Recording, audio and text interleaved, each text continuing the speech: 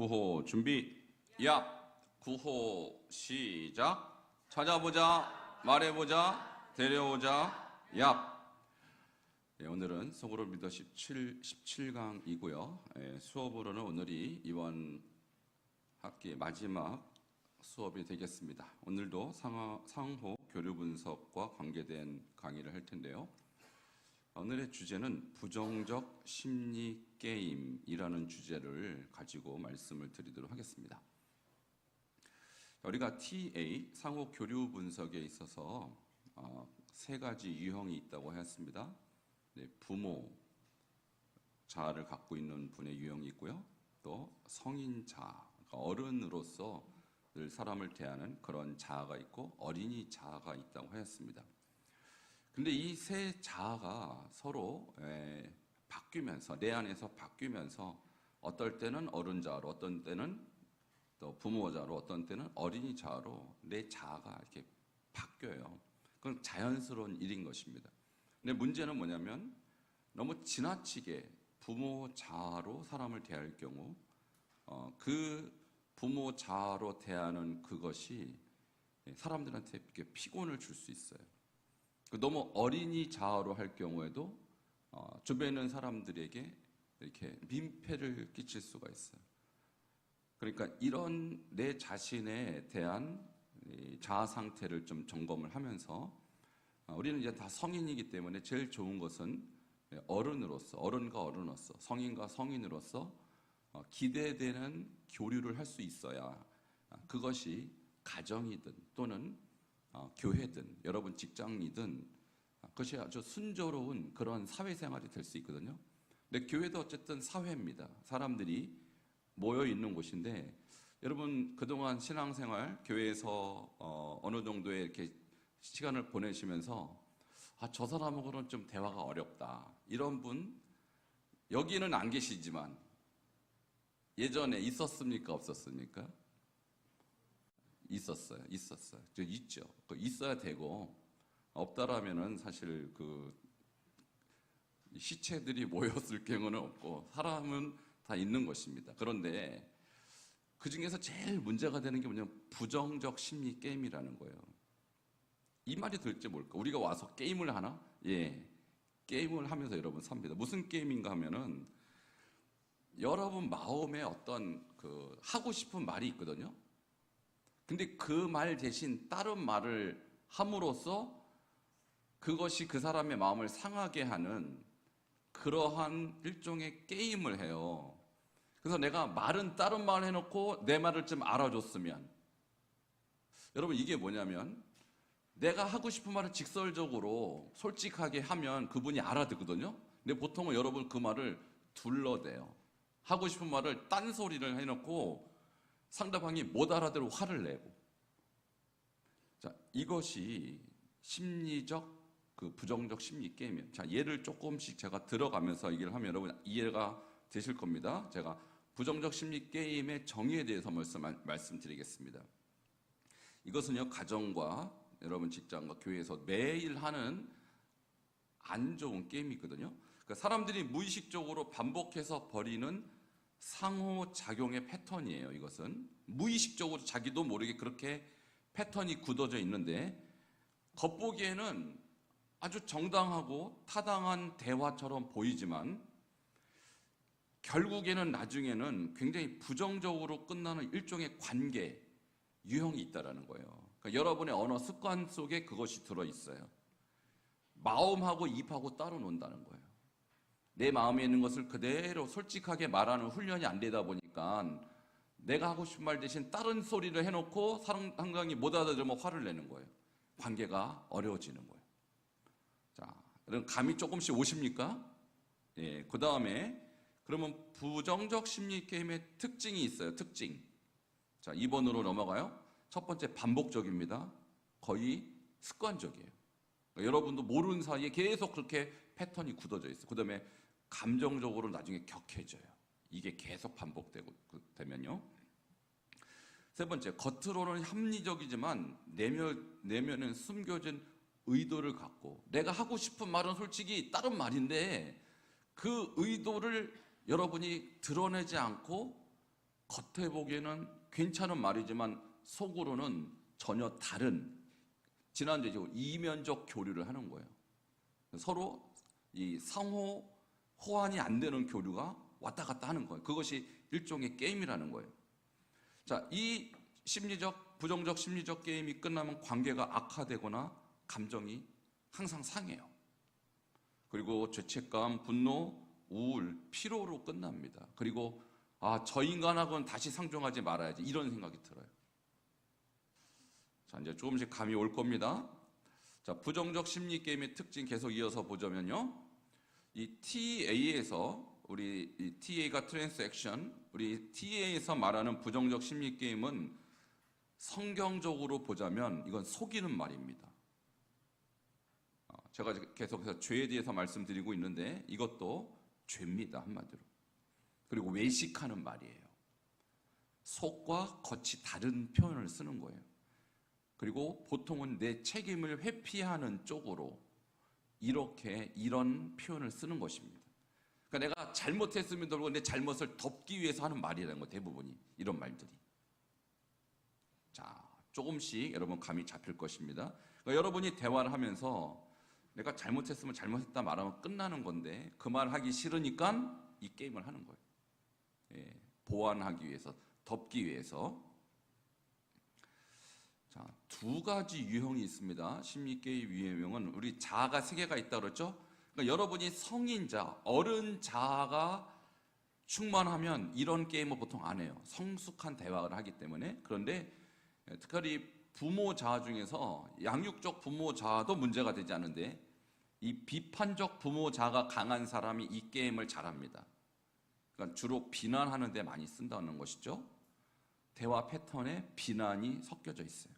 그 다음에 어린이 자아형 심리 게임이 뭐냐면 어린이 자아가 강한 사람은 자기가 어리기 때문에 일종의 피해의식이 있어요. 왜 나를 돌보지 않아? 왜 나를 배려 안 해줘? 이런 마음을 늘 갖고 있다는 거예요. 그러니까 내가 당신으로부터 보호받아야 되는데 당신 왜 보호 안 해? 당신으로부터 도움 받았는데 왜 당신 안 도와줘? 이런 어린이와 같은 자아가 늘 마음에 도사리고 있다는 거예요. 그래서 내가 서운하고 감정이 상하고 이런 것들이 내 안에 막 꽉 차 있는데 자존심이 있으니까 그런 말을 직접 못 해요. 그리고 따르게 둘러대요. 그런데 듣는 사람은 굉장히 상처가 돼요. 이런 마음으로 대화를 하게 되면 구체적인 대화 유형을 보겠습니다. 자, 부모 자형 심리 게임의 유형. 자, 부모 자가 강한 사람은 순교자 게임을 합니다.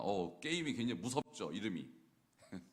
순교자 게임을 하는데 이게 무슨 말이냐면 표면적으로는 이렇게 표현해. 보통 이거 봐, 내가 얼마나 당신을 위해서 희생하는지 알아? 이런 식으로 얘기한다는 거예요.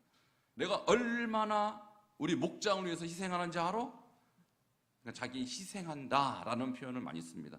내가 이렇게 고생해, 난 이렇게 희생하는 사람이야 라는 표현을 많이 써요. 이거 상대방에 대한 비난하기 위해서 하는 말입니다. 자, 숨겨둔 의도는 뭘까요? 내가 이렇게 헌신하면 좀 알아줘야지 라는 것입니다, 한마디로. 그러니까 우리가 주님 앞에 헌신할 수 있고 또 공동체에서 헌신할 수 있고 또 어떻게 보면 그건 당연한 것입니다. 그런데 사람들이 알아주지 않는 데 대한 그런 섭섭함, 이게 영적으로 보면 섭섭마귀가 들어가는 것입니다. 그래서 당신들 왜 날 안 알아줘요? 이렇게 말하면 창피하니까 내가 얼마나 희생하는지 알아? 이렇게 둘러서 말하는 것입니다. 그럼 듣는 사람은 어떻게 알아들을까요? 너만 고생해? 이런 생각이 들겠죠. 그렇죠? 우리가 그렇잖아요. 이거 지금 자기만 희생하고 자기만 고생하고 자기만 지금 다 뒤집어 썼다, 이렇게 표현하는 거 아닙니까? 너희들은 아무것도 안 했잖아, 나만 희생했잖아, 이렇게 표현할 때 듣는 사람 기분 나쁘고 불쾌해질 수 있죠. 자, 그러니까 이것은 결과적으로 상대방에 대한 무리한 헌신을 요구하는 것이고 서운함과 비난과 탈진과 정서적 거리감을 유발하는 그러한 표현이라는 거예요. 자, 그러면 이런 사람은 어떻게 이런 이 게임을 종결해야 될까? 자, 지금 이 사람이 부모 자아형 중에서 이 크리티컬 페어런스, 비판적 부모자가 강한 사람이거든요. 엄마가 너희들 위해서 이렇게 희생하는데, 아빠가 너희를 위해서 이렇게 희생하는데, 그게 교회에 또 오면 내가 목장을 위해서 이렇게 희생하는데, 내가 우리 선교회를 위해서 이렇게 희생하는데 왜 안 알아줘? 이런 마음이거든요. 뭐가 부족합니까? 이게 어른 자아가 부족한 거예요. 어른 자아가. 그러니까 성숙한 어른 자아가 필요한 것인데, 이분은 여전히 자기가 이 부모가 자식 대하듯이 이렇게 사람들을 대한다는 것입니다. 그래서 어른 자아의 감정과 욕구를 솔직하게 말해야 돼요. 그러니까 내가 너무 힘든데 우리 회원들이 또는 우리 목원들이 저의 좀 노력을 좀 이해해 주셨으면 좋겠다라고 솔직하게 얘기해야 돼요. 그런데 둘러대지 마요. 둘러대면 감정에 오해가 생깁니다. 그래서 비판적 부모만 자라서 지나친 강요를 또 자제해야 됩니다. 자, 성경에는 우리가 마태복음 6장 1절에 사람에게 보이려고 그들 앞에서 너희의 의를 행하지 않도록 주의하라. 이게 예수님이 사실 바리새인들을 향하여 하시는 말씀입니다. 우리가 어떤 헌신을 하든 그건 하나님께 하는 것이지 누구한테 보이려고 하는 것이 아니거든요. 근데 왜 안 알아줘? 라는 마음을 갖게 되면 그래서 하나님 앞에서도 인정받지 못하는 그런 수고가 되는 것이죠. 골로새서 3장 23절에 무슨 일을 하든지 마음을 다하여 주께 하듯 하고 사람에게 하듯 하지 말라.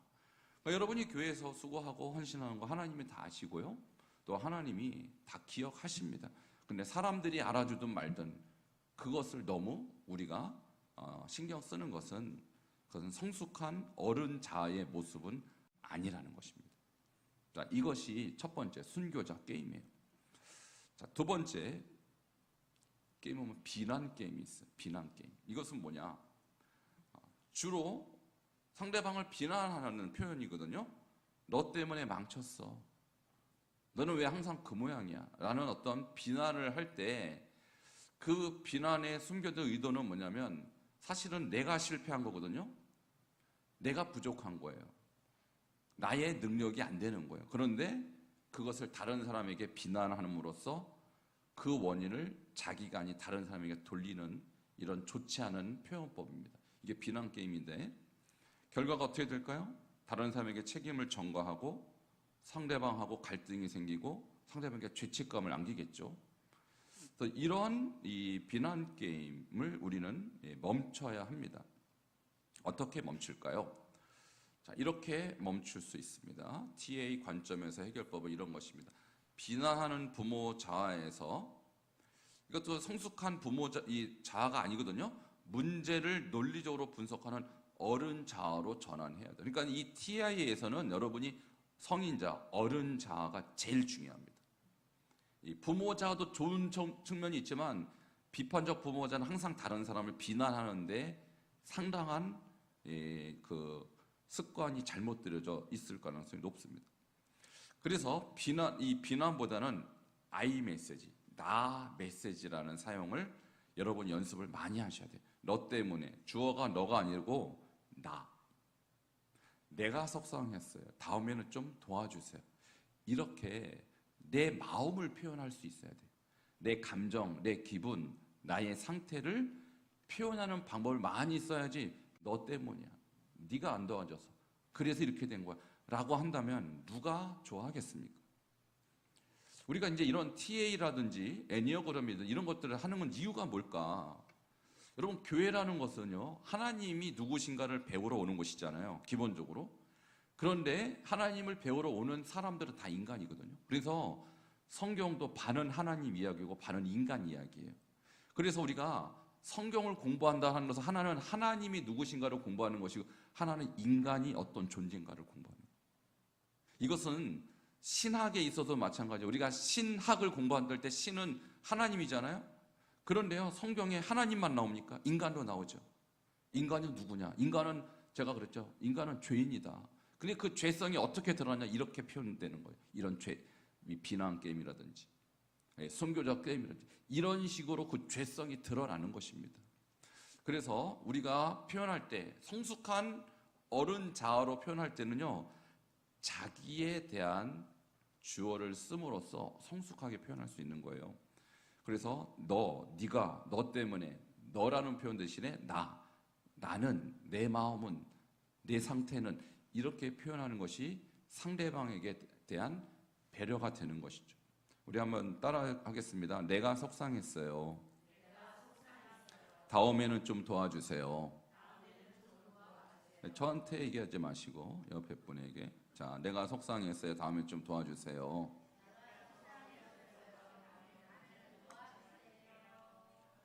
자, 내가 속상했다는데 상대방이 뭐라고 합니까? 그죠? 근데 너 때문이야 그러면 할 말이 있겠죠, 상대방도. 그죠? 비난의 화살이 계속 왔다가, 이게 비난의 화살 게임이 되는 거예요, 결국. 근데 내가 속상했다는데 당신이 나한테 당신 왜 속상해? 그렇게 말할 수 없잖아요. 그죠? 그러니까 우리가 항상 주어를 I 메시지, 내 마음이 어떻다, 내 마음이 두근두근해요, 내 마음이 슬퍼요, 내가 힘들어요, 이렇게 표현하면 비난할 말이 없는 거예요. 그 사람이 그렇구나, 공감해 줄 수 있겠죠, 거꾸로. 근데 당신이 나빠서, 당신이 게을러서, 당신이 늦어서, 당신이 힘들게 해서, 이렇게 되면요, 그 게임은 끝나지 않습니다. 끝까지 갑니다. 이거는 뭐 부부관계나 교우관계나 항상 어떤 인간관계도 똑같은 거예요. 그러니까 여러분이 이것을 중요하게 여기셔야 돼요. 내가 하는 말 속에 상대방에 대한 비난 게임을 자꾸 합니다, 인간은. 이게 죄성 갖고 인간의 특징이거든요. 그러니까 여러분이 비난 게임을 절대로 해서는 안 돼요. 아주 어리석은 표현법입니다. 그것이 죄인이란 뜻이기도 하지만 여러분이 배웠으니까 절대로 너 때문에, 너라는 말을 절대 쓰면 안 돼요. 당신 때문에. 그것은 정말 비열한 표현법입니다. 내가 힘들어서, 내가 속상해서, 내가 예를 들면 짜증나서, 내 마음 상태를 표현하는 것은 누구도 비난할 수 없다는 것입니다. 자, 이해가 되셨죠?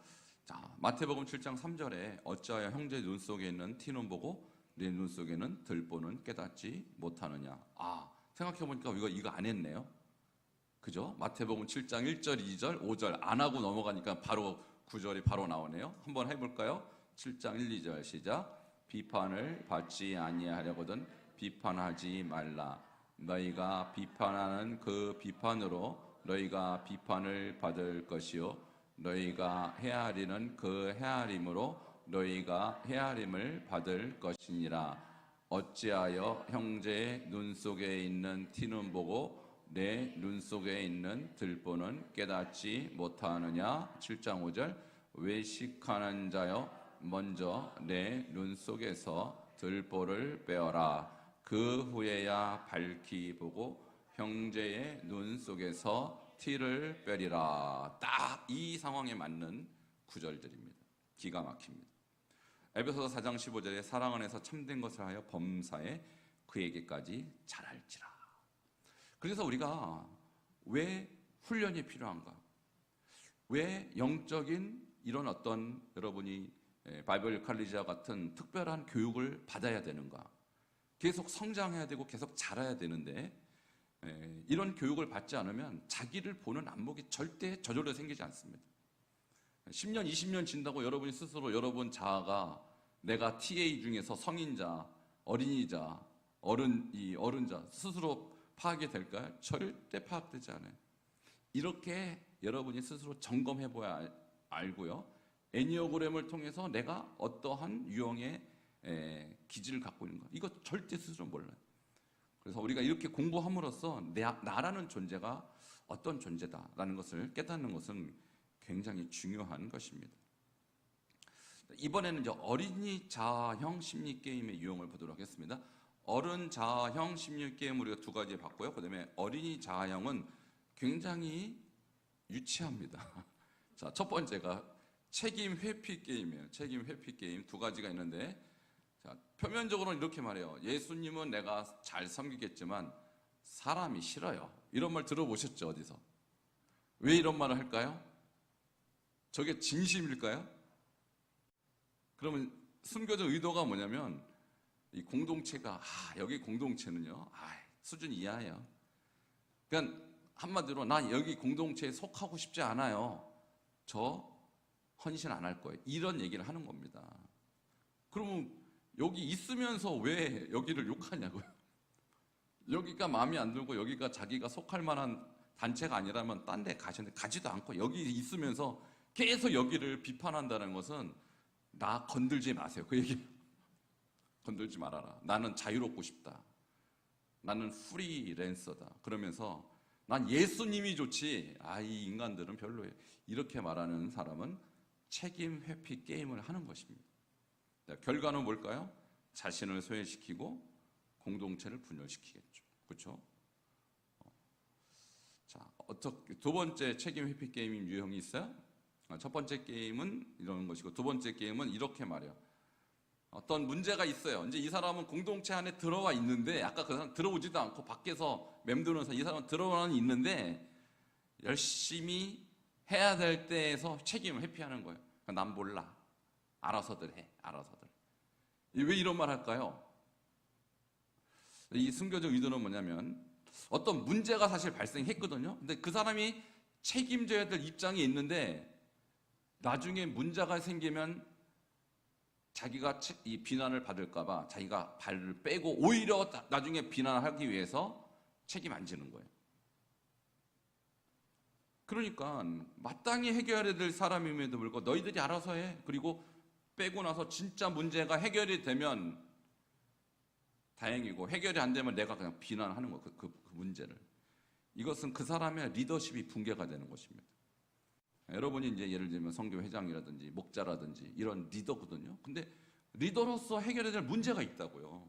교회 안에서. 아까 그 사람은 아웃사이더였고 여러분 인사이더인데 인사이더임에도 불구하고 해결을 안 하면 나중에 어떻게 되겠습니까?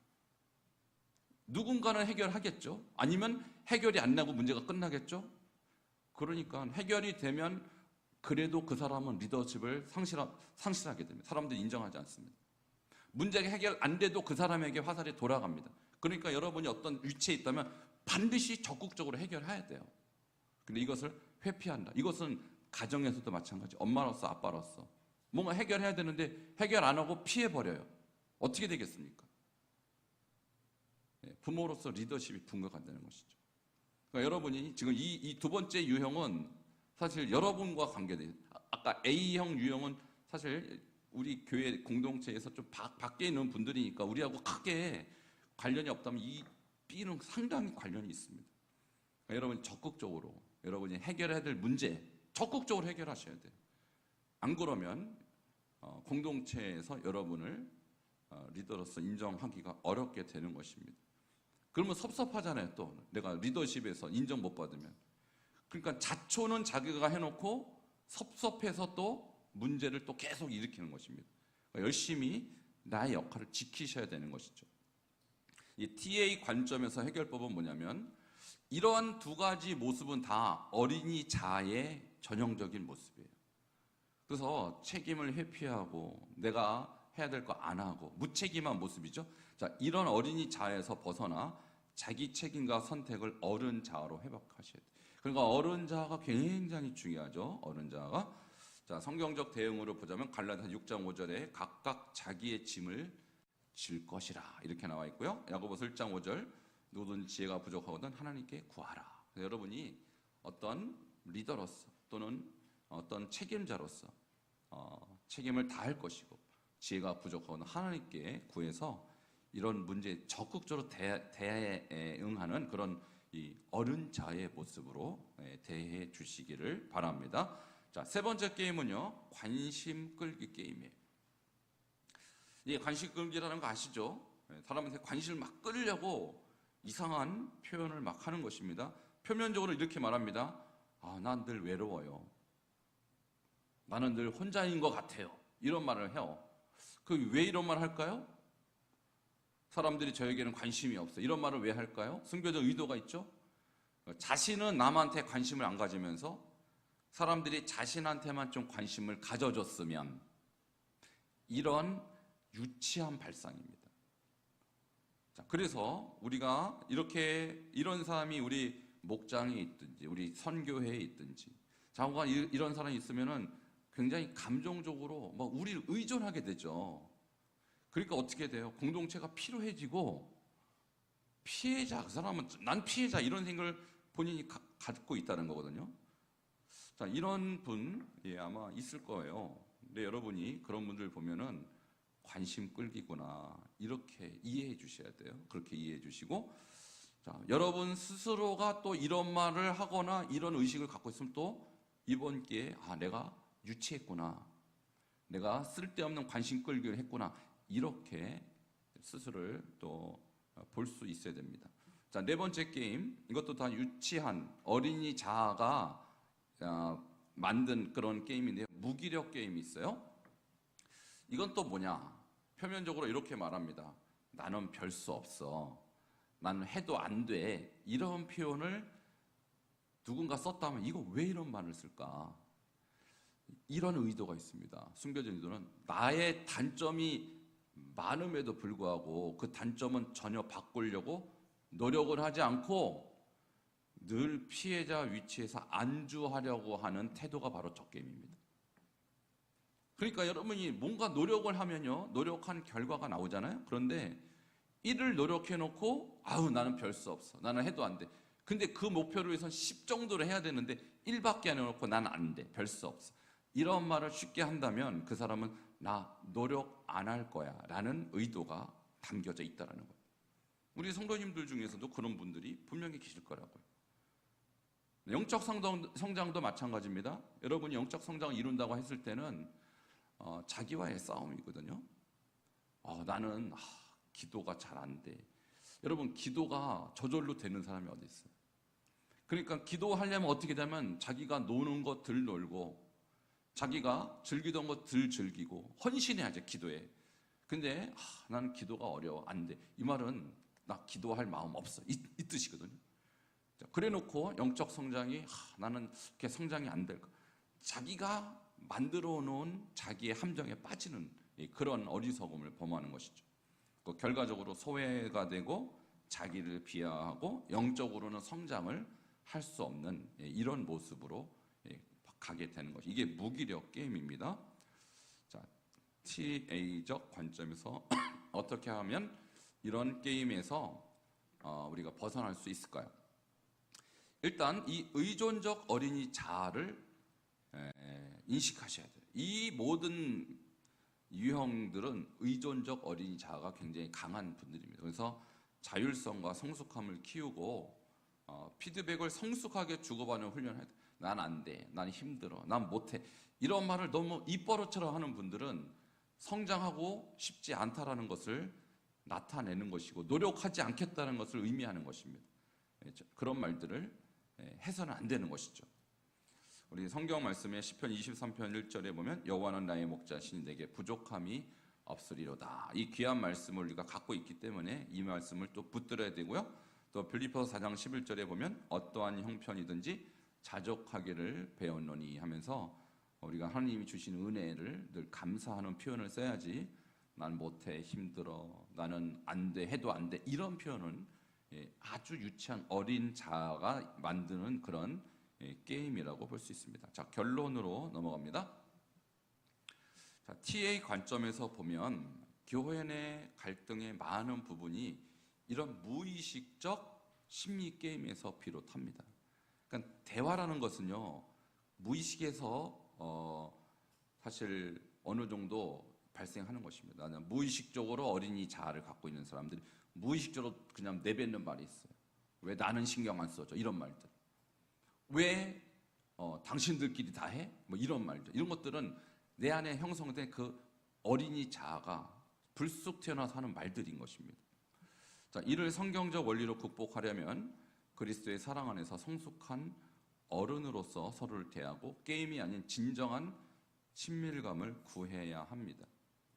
자, 그래서 숨은 동기나 이중 메시지 없는 솔직한 소통을 하실 수 있어야 돼요. 그래서 아까 무슨 메시지 있으라고 그랬어요? I 메시지. 나는 어떻다. 내 마음이 어떻다. 내 생각은 어떻다. 그러니까 솔직한 대화를 하셔야지 여러분이 여러분 마음과 상관없는 다른 표현들을 자꾸 한다는 것은 결국은 다른 사람에게 엄청난 스트레스를 줍니다. 관계가 어려워지는 쪽으로 가게 되는 것입니다. 그러니까 솔직하셔야 돼요.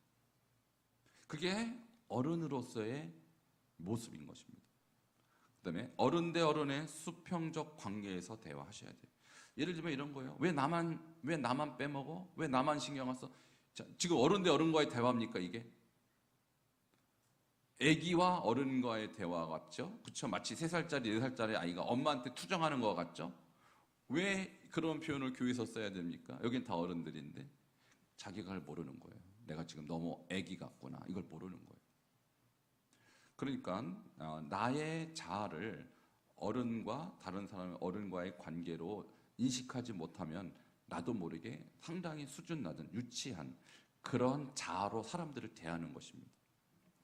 그 다음에 부정적 심리 게임 대신 직접적으로 요청하라. 아까 그랬죠? 아이메시지를 쓴과 동시에 내 마음이 좀 속상했어요. 다음에 좀 도와주세요. 이렇게 직접적으로 요청을 해야지. 왜 나만 이렇게 고생해? 왜 나만 이렇게 죽을 똥을 싸야 돼? 이런 식으로 한다는 것은 벌써 다른 분들에게 비난하는 거거든요. 그러니까 비난 대신 요청을 하라는 거예요. 비난 대신 요청하라. 자, 이것이 오늘 부정적 심리 게임에 대한 결론입니다. 자, 그러면 오늘 이것을 여러분 공부하셨는데 2분 정도씩 여러분이 공부하시면서 무엇을 깨달았고 나는 어떤 게임을 써본 적이 있고 그래서 그 결과가 뭐였고 하는 것들을 좀 대화를 나누시면 좋겠습니다. 한 2분씩 대화를 나누시면 좋겠어요. 저도 이제 좀 돌아다니면서 여러분들이 어떤 대화를 하셨는지 제가 조금씩 참견을 했습니다. 네, 일단 이런 프로그램은 사실 이게 이제 제가 이제 전공이 교육학이잖아요. 이건 대학 들어가면 다 배우는 거예요. 교육학에서 TA라는 것을 다 배웁니다. 그래서 우리가 이제 학생들이든지 아니면 학부모들이든지 소통을 해야 되는데 소통이 잘 안 되거든요. 애들하고도 안 되고 학부모들하고도 안 되고 할 때 교사들이 아이들하고 소통하는 방법, 그리고 교사들이 학부모하고 소통하는 방법이 바로 TA예요. 그래서 아이들한테도 무시하지 말고, 어린이니까 무시하거든요. 보통 교사들이 무시하지 말고, 아이들도 그 안에 어리지만 무슨 자가 있어요? 어른 자도 있고 부모 자도 있다니까요. 그러니까 애를 애 취급하면 기분 나빠합니다. 나를 애 취급한다고. 앤데도. 애를 절대 취급하면 안 됩니다. 그 안에 어른이 들어있거든요. 나이하고 상관없어요. 이 자라는 것은 나이하고 상관없다 그랬잖아요. 근데 어른으로 대해주면 아이들이 인격적으로 따라옵니다. 근데 애 취급하면 애들은요 반항합니다. 이런 것들을 교사들이 알고 그렇게 대해주는 거예요. 그러니까 이거는 여러분이 사실 교육학과 입학해야 배울 수 있는 건데, 이제 제가 이것을 여러분에게 가르치는 것은 여러분이 리더니까. 리더라는 게 뭐냐면 남들보다 한 발짝 더 앞서 나가는 지도자라는 것입니다. 그러니까 지도자는 자기를 따라오는 사람들을 품을 수 있어야 되는데 어떻게 품냐? 이렇게 그 자아를 볼 수 있어야 되는 거예요. 그 자아가 어떤 상태다. 이걸 볼 수 있어야 되고, 그 자가 너무 어리더라도 우리가 그 사람을 배척하거나 그 사람을 무시하는 것이 아니라 그 안에 있는 그 어려운 자를 끄집어내는 능력, 그것이 아이 메시지거든요. 그러니까 내가 힘들다, 내가 불편하다, 내가 속상하다 이런 얘기를 하면 상대방도 어른 자아로 나한테 대해줘요. 이제 이런 것들을 우리가 공부를 하면서 한 사람 한 사람을 앞으로 여러분이 대하실 때, 성도님, 다른 성도님을 대하실 때 그렇게 존중하는 태도로 대해 주시는 것이 그것이 성장이거든요. 그것이 성숙한 관계라는 거예요. 근데 이것은요 가정에서 똑같습니다. 가정에 내 자녀라고, 내 손주라고 애 취급하면 관계가 소통이 되지 않아요. 그 안에 있는 어른한테 얘기해 주셔야 돼요. 그리고 결론적으로 나도 어린 자아가 있잖아요. 근데 내 안에 있는 이 어린이 자아가 내가 나이가 먹는다고 해서 사라지지 않거든요. 그러니까 이 어린이자가 나쁜 것은 아니에요. 필요에 따라 사용하실 수 있어야 돼요. 다른 사람을 즐겁게 하는 그런 유쾌함 또는 솔직함, 이런 것이 어린이 자임에도 불구하고, 또 부정적인 측면은 뭐냐면 너무나 소통하는 방식이 어리석다라는 것이죠. 그러니까 그럴 때 내 어린이 이 자아로 사람들하고 대화할 때 사람들이 엄청나게 스트레스를 받는다는 사실을 내가 알고, 결론적으로 내 안에 있는 성인자, 어른 자아가 주인이 되게 해야 돼요. 주인이 되게 해야 돼요. 그래서 마지막 멘트는 어른 자아로 상대방하고 멘트를 날려주셔야 나라는 사람이 다른 사람에게 인격적으로 비칩니다. 이런 것들을 우리가 배우면서 여러분 자신을 좀 더 성숙하게 만드는 그런 과정인 것입니다. 자, 그래서 이번 학기는 크게 애니어그램이 좀 길었어요. 애니어그램은 공부할 게 굉장히 많죠. 애니어그램은 사실 교육학에서 다루진 않아요. 그래서 심리학에서 다룹니다. 근데 TA는 교육학에서 전공자들이 다루는 것들이에요. 이런 것들을 우리가 심리적으로 또 교육학적으로 배움으로써 상대방과의 교류를, 소통을 좀 더 원활하게 하는 거, 그리고 나의 자신에 대한 한계를 또 보는 거, 이것이 리더의 조건 중에 하나입니다. 리더는 자신을 솔직하게 알고 인식하고 있어야 되고, 다른 사람의 내면도 볼 수 있어야 되고, 그래서 대화할 수 있는 어떤 그런 그릇이 되어야 된다는 것입니다. 그래서 이번 학기의 과제는 이렇습니다. 우리가 두 주제를 공부했죠. 애니어그램과 TA를 통해서 여러분이 느낀 점, 소감문 같은 거죠. 느낀 점을 쓰시고, 느낀 점을 뭐 A4 용지로 따지면 소감문 한 반 페이지 정도로 쓰시고, 나머지 반은 지난주에 공부했던 우리가 예수님을 만나서 새롭게 쓰게 된 나의 인생 각본, 나의 새로워진 인생 각본, 이렇게 제목을 쓰시면 됩니다. 나의 새로워진 인생 각본. 예수 믿기 전에, 신앙생활하기 전에 나의 인생 각본은 어땠다. 다 있거든요. 그 인생 각본이라는 게. 뭐 예를 들어서 나는 해도 뭘 안 된다. 나는 늘 나는 불안하다. 이런 어떤 자기만의 인생 각본을 갖고 있었고, 나는 사랑받지 못한 존재였다. 이런 인생 각본이 있었다면, 이제는 예수 믿고 나서 나는 어떤 존재로 바뀌었다.